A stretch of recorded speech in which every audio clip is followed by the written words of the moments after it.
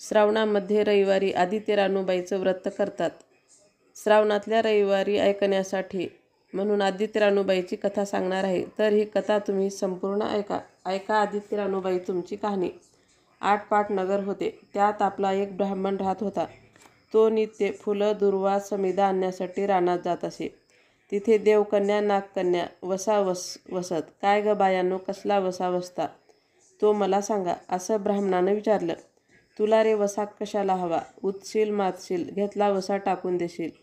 उतत नाही मातत नाही, घेतला वसा टाकीत नाही, असं ब्राह्मणानं उत्तर दिलं. तेव्हा त्या कन्या म्हणाल्या, श्रावण मास येईल, त्याच्या पहिल्या आदित्यवारी मुकाट्यानं उठावं, सुचिळ वस्त्रासह स्नान करावं, अग्रोदक पाणी आणावं, नागवेलीच्या पानावर रक्तचंदनानं रानूबाई काढावी, 6 रेगांचं मंडळ करावं, 6 सुतांचा तातू काढावा, त्याला 6 गाठी द्याव्या, पान फुलं वाहावं, पूजा करावी, पानाचा विडा, फुलाचा झेला, दशांगाचा धूप, गुळ खोबऱ्याचा नैवेद्य दाखवावा, 6 मास चाळावे, 6 मास पाळावे, माघा सप्तमीस पूर्ण करावं. संपूर्णास काय करावं? गुळाच्या पोळ्या, बोटव्याची खीर, लोणकडे तूप, मेहून जीव सांगावं. असेल तर चिरचोळी द्यावी, नसेल तर जोडगळे सरी द्यावी, नसेल तर 2 पैसे दक्षिणा द्यावी आणि आपल्या वशाचं उद्यापन करावं. असा वसा ब्राह्मणानं केला. तसा त्याला सूर्यनारायण प्रसन्न झाला. भाग्यलक्ष्मी आली. तेव्हा राजाच्या राणीनं ब्राह्मणास बोलावून धाडलं. जाते वेळेस ब्राह्मण भिवू लागला, कापू लागला. तेव्हा राजाच्या राणीनं सांगितलं की भिवू नका, कापू नका, तुमच्या मुली आमच्या इथं द्या. ब्राह्मण म्हणाला, आमच्या मुली गरिबाच्या, तुमच्या घरी कशा द्याव्या? दाशी कराल, बटकी कराल. दाशी करीत नाही, बटकी करीत नाही. राजाची राणी करू, प्रधानाची राणी करू. मार्गशिराचा महिना आला. ब्राह्मणानं लगीन करून मुली दिल्या. एक राजाच्या घरी दिली, दुसरी प्रधानाच्या घरी दिली. गेल्या पावली मुलीचा समाचार घेतला नाही. 12 वर्षांनी ब्राह्मण समाचाराला निघाला. राजाच्या घरी आला. लेकीनं बसावयास पाट दिला, पाय धुवायला पाणी दिलं. बाबा गूळ खा, पाणी प्या. ब्राह्मण म्हणाला, गूळ खात नाही, पाणी पित नाही. आधी माझी कहाणी करावयाची आहे, ती तू ऐक. तुमची कहाणी ऐकायला मला वेळ नाही. राजा पारधीला जाणार आहे, त्याला जेवायला उशीर होईल. तोच त्याच्या मनात राग आला. तेथून तसाच निघाला. प्रधानाच्या घरी आला. तिनं पाहिलं, बाप आला. तसं तिनं बसायला पाट दिला, पाय धुवायला पाणी दिलं. बाबा गूळ खा, पाणी प्या. गूळ खात नाही, पाणी पित नाही. आधी माझी कहाणी करावयाची आहे, ती तू ऐक. तुमची कहाणी नको ऐकू तर कोणाची ऐकू? घरात गेली. उतरंडीची 6 मोती आणली. 3 बापाच्या हाती दिली, 3 आपण घेतली. त्याने मनोभावे कहाणी सांगितली. तिने चित्तभावे ती ऐकली. नंतर जेवून खाऊन बाप आपल्या घरी गेला. बायकोनं विचारलं, मुलीचा समाचार कसा काय आहे? जिनं कहाणी ऐकली नाही ती दारिद्र्यानं पिडली, दुःखानं व्यापली. राजा मुलखावर निघून गेला. जिनं कहाणी ऐकली ती भाग्याने नांदत आहे. इकडं दरिद्री जी झाली होती तिनं आपल्या लेकांना सांगितलं, मावशी घनघोर नांदत आहे, तिकडं जाऊन काही दिलं तर घेऊन ये. पहिल्या आदित्यवारी पहिला मुलगा उठला. तळ्याच्या पाळी जाऊन उभा राहिला. अगं दाशीनो, तुम्ही दाशी कोणाच्या? आम्ही दाशी प्रधानाच्या. राणीस जाऊन सांगा की तुमच्या बहिणीचा मुलगा आला आहे. तो कसा आला आहे, काय आला आहे? फाटके नेसला आहे, तुटके पांघरले आहे, तळ्याच्या पाळीला उभा आहे. परसदारानं घेऊन या. परसदारानं घेऊन आल्या. न्हाऊ माकू घातलं, पितांबर नेसायला दिलं, जेऊ खाऊ घातलं, कोहळा पोकरला, होना मोहरा भरल्या. बाबा ठेवू नको, विसरू नको, घरी जतन करून घेऊन जा. वाटेनं आपला जाऊ लागला. तो सूर्यनारायण माळ्याच्या रूपानं तिथं आला. हातचा कोहळा काढून नेला. घरी गेला. आईने विचारलं, काय रे बाबा, मावशीनं काय दिलं? दैवे दिलं, कर्मानं नेलं. कर्माचं फळ पुढं उभं राहिलं. मावशीनं दिलं होतं, पण ते सर्व गेलं. पुढे दुसऱ्या आदित्यवारी दुसरा मुलगा तळ्याच्या पाळी जाऊन उभा राहिला. अगं दाशीनो, तुम्ही दाशी कोणाच्या? आम्ही दाशी प्रधानाच्या. राणीला माझा निरोप सांगा. त्यांनी सांगितला. मग प्रधानाच्या राणीनं त्याला घरी नेलं. न्हाऊ माखू घातलं, काठी पोकरून होना मोहरांनी भरून दिली. बाबा ठेवू नको, विसरू नको, घरी जतन करून घेऊन जा म्हणून सांगितलं. वाटेत सूर्यनारायण गुराखाच्या रूपानं आला. हातची काठी काढून घेतली. घरी गेला. झाली गोष्ट आईला सांगितली. दैवे दिलं, कर्मानं नेलं. पुढं तिसऱ्या आदित्यवारी तिसरा मुलगा गेला. तळ्याच्या पाळी उभा राहिला. त्यालाही पहिल्यासारखं प्रधानाच्या राणीनं नाहू माखू घातलं. पितांबर नेसावयाला दिला. जेवू खाऊ घातलं. नारळ पोखरून होना मोहरांनी भरून दिला. ठेवू नको, विसरू नको म्हणून सांगितलं. घरी जाताना विहिरीच्या काठी नारळ ठेवून पाणी प्यायला विहिरीत उतरला. तो नारळ गडगडून विहिरीत पडला. घरी गेला. आईनं विचारलं, काय रे बाबा, मावशीनं काय दिलं? आई ग, मावशीनं दिलं, पण दैवानं बुडालं. चौथ्या आदित्यवारी चौथा मुलगा गेला. तळ्याच्या पाळी उभा राहिला. त्यालाही प्रधानाच्या राणीनं घरी नेऊन नाहू माखू घातलं.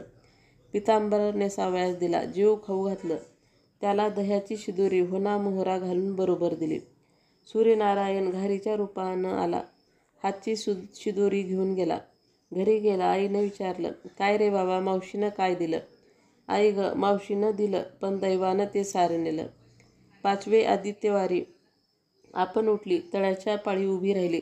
दासीने तिचा निरोप तिच्या बहिणीस सांगितला. बहिणीनं तिलाही परसदारानं घरी नेली. नाहू घातली, माखू घातली. पाटो नेसायला दिलं. प्रधानाची राणी आदित्यवारची कहाणी सांगू लागली. काय वसा करतेस तो मला सांग. बहीण म्हणाली, अगं चांडाळणी, पापीनी, बापाची कहाणी ऐकली नाहीस म्हणून तुला दारिद्र्य आलं. राजाच्या राणीनं विचारलं, याला उपाय काय करू? तेव्हा तिनं वसा सांगितला. ती बहिणीच्या घरी राहिली. श्रावण मास आला. सांगितल्याप्रमाणे सूर्यनारायणाची पूजा केली. इकडं राजाला भाग्य आलं. राजानं बोलावू धाडलं. मावशी, तुला छत्र आली, चामर आली, पाईक आले, पखर आले. मला रे पापिनीला छत्र कोठली, चामर कोठली, पाईक कोठले, पखर कोठले? बाहेर जाऊन दाराशी बघतात. तो राजा बोला. राजा आला तशी घरी जायला निघाली. एकमेकींना बहिणींनी आहेर केले. वाटेने जाऊ लागली. तो पहिल्या मजलेत स्वयंपाक केला. राजाला वाढलं, मुलांना वाढलं. आपलं पान वाढून घेतलं. तेव्हा कहाणीची आठवण झाली. करारे, हाकारे, पिटारे, डांगोरा, नगरात कोणी उपाशी आहे का, याचा शोध करा. उपाशी नाही, तापाशी नाही. वाटेनं एक मोळी विक्या जातो आहे. त्याला म्हणावं, आमच्या बाईची कहाणी ऐकायला ये.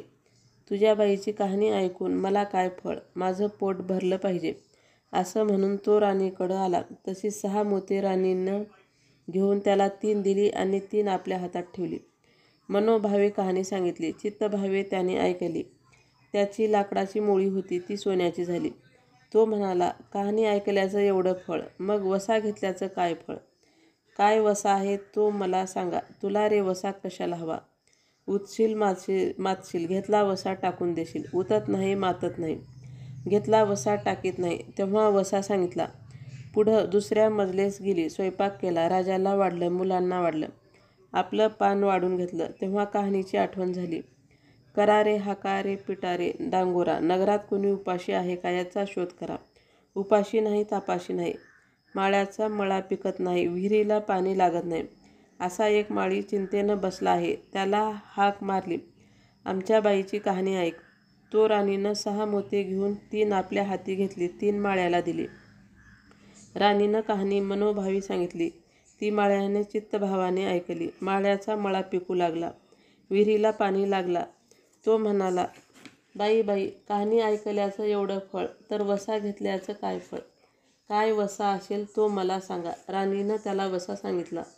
पुढं तिसऱ्या मजलेस गेली. स्वयंपाक केला. राजाला वाढलं, मुलांना वाढलं. आपलं पान वाढून घेतलं. तेव्हा कहाणीची आठवण झाली.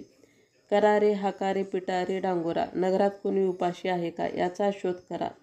उपाशी नाही, तापाशी नाही. एक म्हातारी होती. तिचा एक मुलगा वनात गेला होता. एक डोहात बुडाला होता. एक सर्पानं खाल्ला होता. यामुळं चिंता करीत बसली होती. तिला म्हणाली, आमच्या बाईची कहाणी ऐक. ती म्हणाली, कहाणी ऐकून मी काय करू, मी मुलासाठी रडते आहे. बरं, येते. मग ती राणीकडे गेली. राणीनं पहिल्याप्रमाणे तिला कहाणी सांगितली. तिनं ती चित्तभावे ऐकली. तिचा मुलगा वनात गेला होता, तो आला. डोहात बुडाला होता, तो आला. सर्पानं खाल्ला होता, तो जिवंत झाला.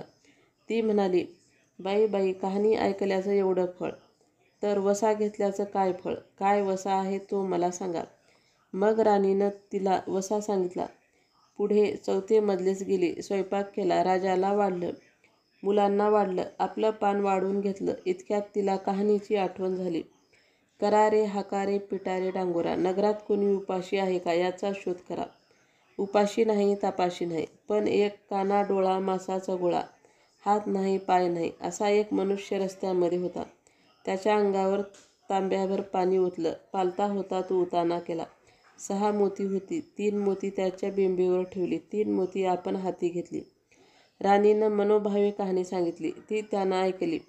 त्याला हात पाय आले. देह दिव्य झाला. तो म्हणाला, कहाणी ऐकल्याचं एवढं फळ, तर वसा घेतल्याचं काय फळ? काय वसा आहे तो मला सांगा. मग राणीनं त्याला वसा सांगितला. 5व्या मुक्कामास घरी आली. स्वयंपाक केला. सूर्यनारायण जेवायला घरी आले. 7 दरवाजे उघडले. लोह घंगाळे पाणी तापविले. षडस पक्वान्न जेवायस केली. सूर्यनारायण जेवायला बसले. त्यांना पहिल्या घासास केस लागला. ते म्हणाले, अगं अगं, कोणा पापिनीचा केस आहे? राजाच्या राणीला 12 वर्ष दारिद्र्य आलं होतं. तिनं आदित्यवारी वळचणीखाली बसून केस विंचरले होते. काळच वाळं डोईचा केस वळचणीची काढी डाव्या खांद्यावरून वेशीबाहेर टाकून दे. राजाच्या राणीला सूर्यनारायणाचा कोप झाला तसा कोणाला होऊ नये. ब्राह्मणाला मोळी विक्याला, राजाच्या राणीला, म्हातारीला काना डोळा मासाचा गोळा. इतक्यांना जसा सूर्यनारायण प्रसन्न झाला तसा तुम्हा आम्हाला हो. ही 60 उत्तराची कहाणी. 5 उत्तरी सुफळ संपूर्ण.